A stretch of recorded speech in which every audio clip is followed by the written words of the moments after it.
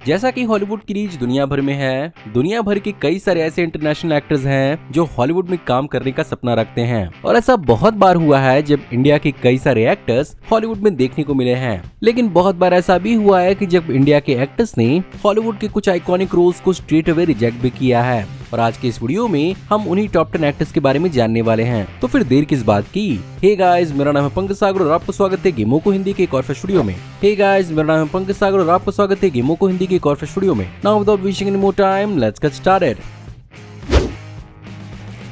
अब बॉलीवुड स्टार्स का हॉलीवुड को रिजेक्ट करने का सिलसिला कोई नया नहीं है और इसकी शुरुआत शायद 1962 में हुई थी, जब आई थी लॉरेंस ऑफ अरेबिया। और इस मूवी में एक प्रोमिनेंट रोल के लिए यहाँ पर legendary Bollywood actor sir Dilip Kumar को अप्रोच किया गया था। बट बॉलीवुड में ही कई सारी मूवी कमिटमेंट्स के चलते उन्होंने इस रोल को रिजेक्ट कर दिया। बाद में ये मूवी एक बहुत बड़ी हिट साबित हुई और इसने बहुत सारे ऑस्कर अवार्ड जीते और ये एक कल्ट साबित हुई है। 2000s के जमाने में वैसे तो बहुत सारी हॉलीवुड मूवीज के अंदर एक्ट्रेस ऐश्वर्या राय बच्चन बहुत बार अपीयर हो चुकी थीं, बट एक मूवी थी जिसे उन्होंने साफ साफ मना किया था और वो थी ब्रैड पिट और एरिक बाना स्टारिंग ट्रॉय, जिसका रीजन ये था कि इस मूवी के अंदर बहुत सारे इंटीमेट सीन्स हैं जिसे लेकर ऐश्वर्या राय बच्चन कंफर्टेबल नहीं थी और उन्होंने इस मूवी को रिजेक्ट कर दिया। बॉलीवुड की लेजेंडरी एक्ट्रेस का हॉलीवुड को रिजेक्ट करने का सिलसिला इससे भी पहले था, जहां पर एक्चुअली श्रीदेवी पहली जुरासिक पार्क मूवी के अंदर अपीयर होने वाली थी। अब ये बात तब की है जब एक्चुअली स्टीवन स्पीलबर्ग से पहले जेम्स कैमरॉन इस मूवी को डेवलप कर रहे थे और उस जमाने में श्रीदेवी को अप्रोच किया गया था। बट 80s और 90s में बॉलीवुड पर रूल करने वाली श्रीदेवी के लिए इस मूवी के अंदर रोल उनके हिसाब से काफी छोटा था, जिसके कारण उन्होंने इस रोल को भी मना कर दिया।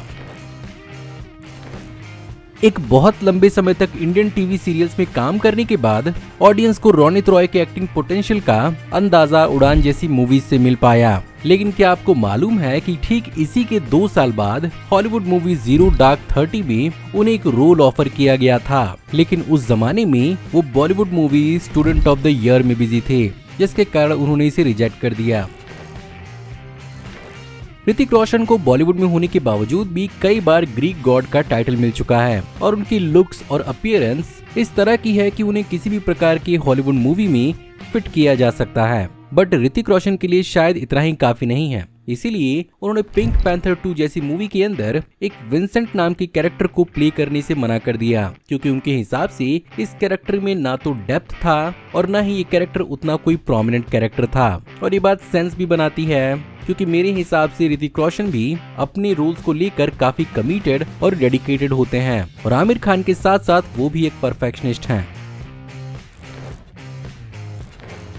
Late legendary actor Irrfan Khan, जो हॉलीवुड में ऑलरेडी कई सारे रोल्स के लिए ऑलरेडी जाने गए थे, बट एक ऐसा टाइम भी था जहां पर उन्होंने एक बहुत ही आइकॉनिक हॉलीवुड रोल छोड़ा है और वो रोल था क्रिस्टोफर नोलन की मूवी इंटरस्टेलर के अंदर वन ऑफ द एस्ट्रोनॉट्स को प्ले करने का रोल। बट उस जमाने में वो ऑलरेडी बॉलीवुड के अंदर कई सारी मूवीज के अंदर कमिटेड थे, जिसके कारण उन्होंने इस रोल को छोड़ दिया। वैसे तो दीपिका पादुकोण का डेब्यू हॉलीवुड के अंदर triple X return of the Xander Cage से हुआ था, बट एक्चुअली इससे पहले भी उनके पास मौका था विन डीजल के साथ काम करने का, जहां पर फास्ट एंड फ्यूरियस 7 में उन्हें एक प्रोमिनेंट रोल दिया जा रहा था और बहुत सारे लोग मानते हैं कि उन्हें रैमजी का रोल मिलने वाला था, बट वो अपनी मूवी हैप्पी न्यू ईयर में बिजी थी, जिसके कारण उन्होंने इसे छोड़ दिया। लेकिन वो अगली movie triple X return of the Xander Cage के अंदर अपीयर हुई। शाहरुख खान वैसे तो बॉलीवुड में ही रहकर दुनिया भर में पॉपुलर हैं और वो दुनिया भर के सबसे बड़े एक्टर्स में गिने जाते हैं, बट फिर भी क्या आपको मालूम है कि उन्हें भी हॉलीवुड में काम करने का एक मौका मिला था और वो मौका था स्लमडॉग मिलियनेयर के अंदर अनिल कपूर के रोल को प्ले करने का। अब रियल लाइफ में शाहरुख खान ने भी कौन बनेगा करोड़पति के एक सीजन को होस्ट किया था, तो शायद यही रीजन था कि मूवी में जिस तरह के केबीसी की होस्ट को दिखाना था वो उससे कनेक्ट नहीं कर पा रहे थे, जिसके कारण उन्होंने इस रोल को नहीं प्ले किया और फाइनली इसे अनिल कपूर ने प्ले किया। हैरी पॉटर फर्स्ट और सेकंड मूवी के अंदर डंबलडोर के आइकॉनिक रोल को रिचर्ड हैरिस ने प्ले किया था, बट उनकी सडन डिमाइस के कारण उनकी रिप्लेसमेंट के लिए बहुत सारे एक्ट्रेसेस को कंसीडर किया जा रहा था, जिसमें मैग्नीटो का रोल प्ले करने वाले सर इयन मैकेलन के साथ साथ Indian Bollywood legendary actor Naseeruddin Shah भी थे। But according to some reports वो इस मूवी में एज डम्बलडोर अपीयर होने के लिए पहले कोई ऑडिशन देना नहीं चाहते थे, बट हॉलीवुड में ऐसा नहीं होता और हर किसी का ऑडिशन मूवी के लिए लिया जाता है। फाइनली यहाँ पर डम्बलडोर के रोल को माइकल गैम्बन ने बाकी मूवीज के अंदर प्ले किया।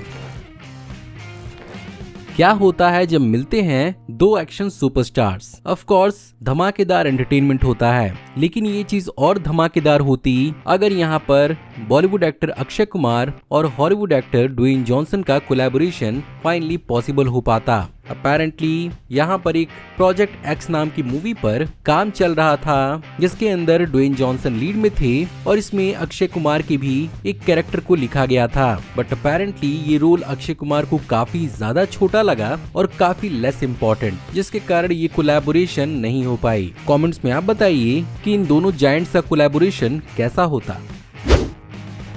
सो गाइज ये थी आज की वीडियो। मैं उम्मीद करता हूँ आपको आज की वीडियो पसंद जरूर आई होगी, और अगर आपको आज की वीडियो पसंद आई हो तो प्लीज वीडियो को लाइक जरूर करिएगा। कमेंट्स में आप बताइए कि आपको ये वीडियो कैसी लगी और आपके पास कौन सा आइडिया है अगले टॉपिक के लिए। अगर आप इस चैनल पर नए हैं तो प्लीज चैनल को सब्सक्राइब कर लीजिए, क्योंकि हम ऐसी औसम वीडियो चैनल पर लाते रहते हैं। मैं जल्दी आपको एक नई वीडियो में देखने को मिलूंगा, तब तक आप हमारी इन वीडियोस को एंजॉय कर सकते हैं। Thank you for watching, see you in the next video. Till then take care, good bye.